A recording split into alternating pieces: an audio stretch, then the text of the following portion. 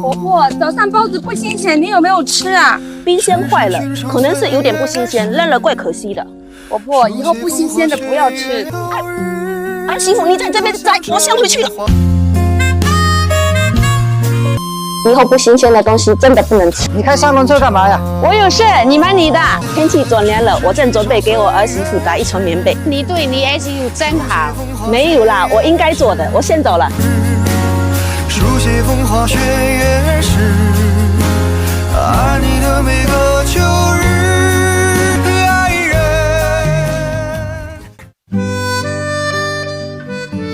冰箱修那么多次还修不好，是该换了。东西都保鲜不了，吃坏肚子得不偿失嘛。是该换了，儿媳妇，我打了一床新的被子，天气转凉了，晚上拿进去盖。谢谢婆婆。